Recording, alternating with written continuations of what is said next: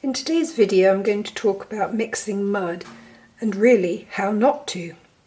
In order to mix mud we'll take opaque colours, yellow ochre, Indian red, cerulean blue. And we'll try and mix some mud.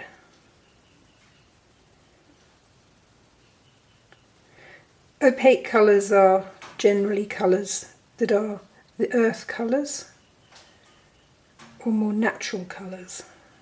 And look, that's pretty quickly gone to a sort of a uniform, muddy, blobby colour. So we'll put that on there. Not very interesting, pretty dull, all in all. So in order to mix a more luminous grey, we take Aurelian, quinacridone rose and cobalt blue, and we'll mix a more luminous grey. Just take a little bit of each, and you can see the blue has already powerfully mixed in and with the yellow and gone a bit green, so we'll add a little bit of pink. And this quinacridone rose is actually very strong, so we'll keep going, make it a bit darker. That's pretty grey. I'm looking for a neutral, not too red. It's gone a bit red, so we'll add a bit of blue, a bit of yellow.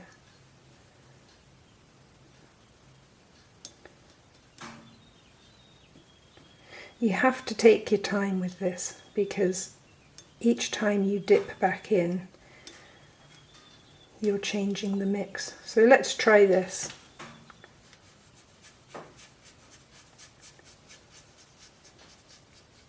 That's a fairly neutral grey. And to be fair, it doesn't look too dissimilar from this one. So we've managed to mix a dull grey and a slightly more opaque muddy grey. So how are we going to get out of this dilemma? Well, we can take the grey that was made with the Aurelian, the quinacridone and the cobalt, and we can introduce and make it lean in a particular direction. So I've taken the mixture and split it up into the 1, 2, 3, 4, 5, 6 greys. It's all the same grey.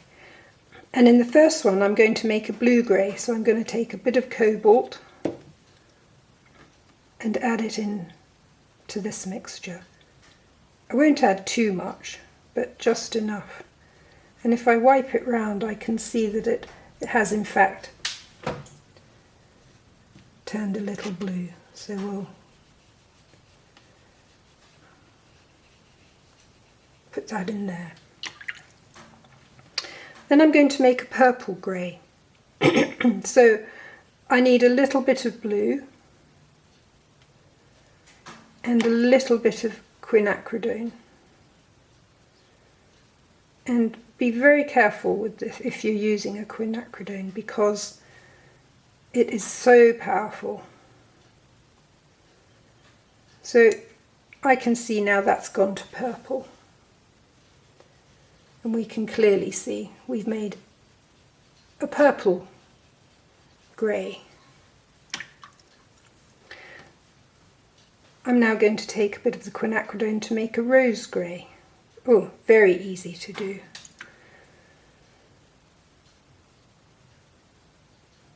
Might have to take a bit of this out of here just to quieten it down a bit. That quinacridone, goodness gracious. Alright, well, this is going to be my rose grey. It's clearly rose. I'm going to make a brown grey. So I need a little bit of blue and a little bit of yellow and a little bit more of the rose. See that, and that quinacridone's pushed it right, so we'll have to take that further. That's definitely not brown. Put some yellow in. There, the yellow's turning it brown. Shall I try a bit more yellow? Am I chancing my arm here? No, I think that's fine. So this will be my brown grey. Oh yes, look at that. Difficult to tell. I thought that was a little bit more pink, but no, it is actually a brown grey. Look at, they're so beautiful, these colours. And they were all made from that. Now I'm going to make a yellow grey, so I'll take some yellow. And again, clearly gone. It's got a little bit green.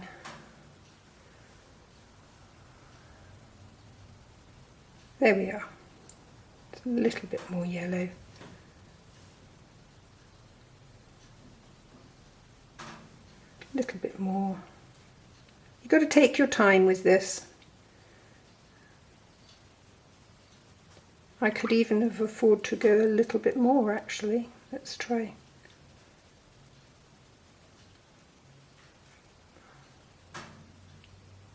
Because it's clearly more yellow than this one. And then a green. So yellow and blue make green. So actually that's probably the easiest one to make.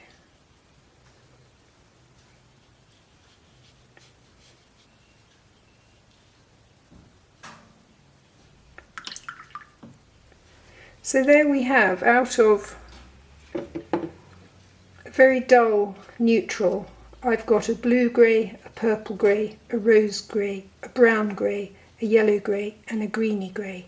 And you can make these more grey. I've obviously, the colours have come up quite a bit in this demonstration, but maybe that's good for camera. But you get the idea.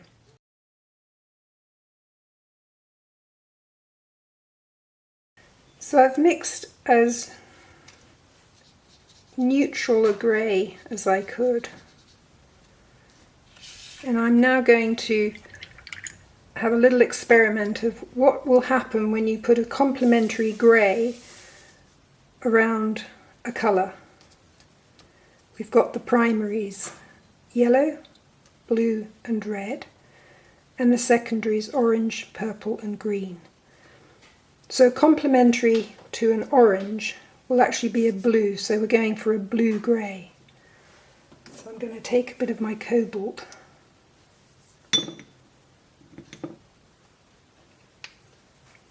and I'm going to put this is my neutral palette there, so I don't want too much.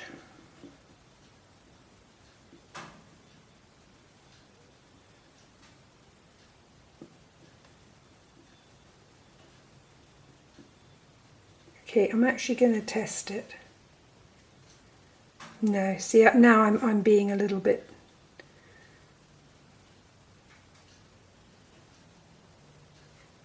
I think that's blue. Okay, so we're going to put a bit of blue-grey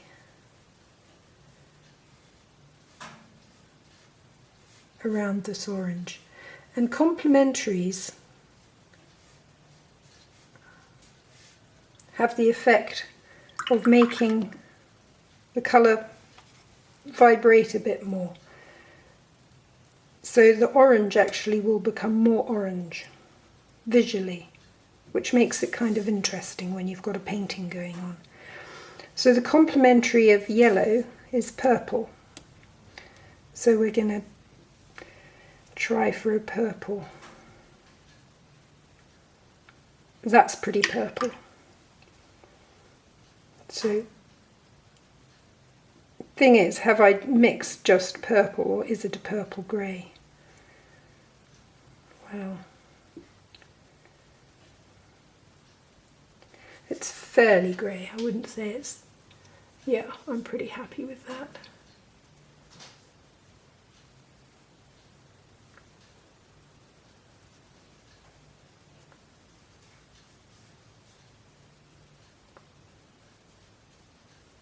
And the yellow becomes more yellow because of it's surrounded by a complement. Green. complementary of green is this red rose colour. So we want to take a little bit of this quinacridone. And I fight with this, well, this colour just, that's certainly pushed it into the rose grey area, so we'll go for that.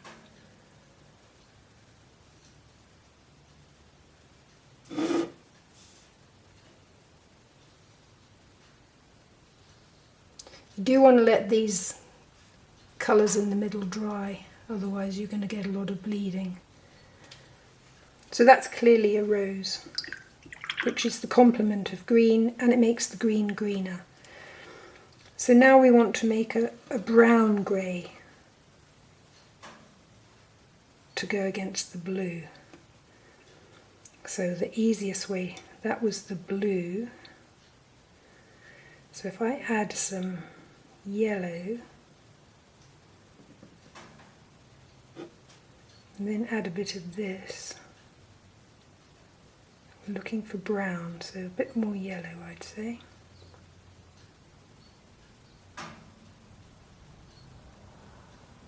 And again, like I said earlier, you've got to take your time because it's pretty tricky, so let's start in here.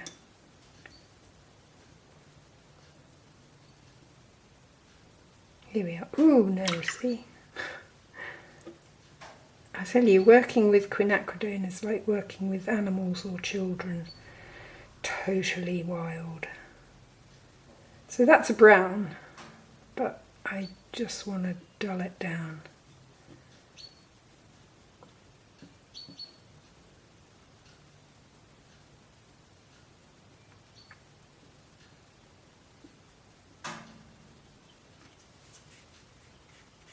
That's definitely brown. So we'll surround our blue with brown. And of course you can make these greyer. I mean, they are coming out fairly colourful, but you're getting the point, I'm sure. So purple would be a yellow grey.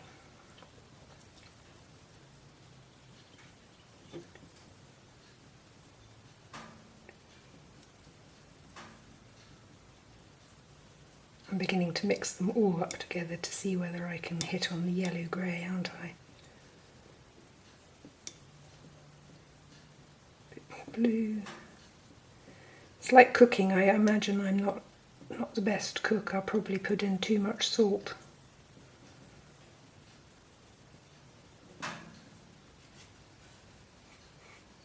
No, I'm still in the brown. I'm looking for yellow grey.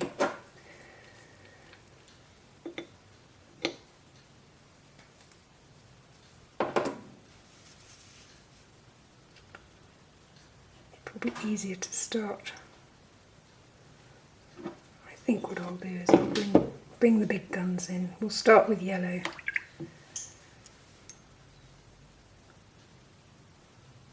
Make a green. Knock the green on the head with a bit of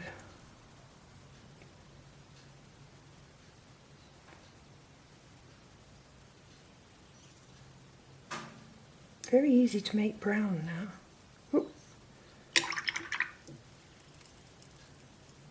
Okay, I've got a grey.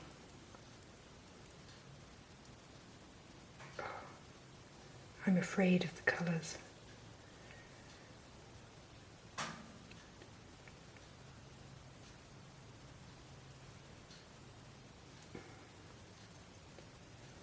Okay, a yellow grey.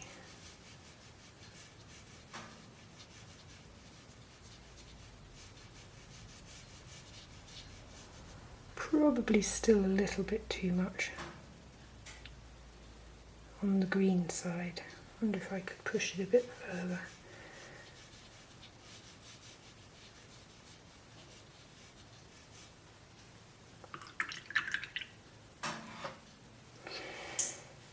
Red rose, green grey.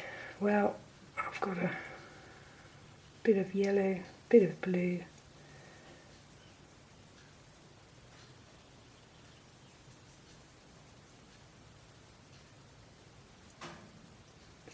little bit darker.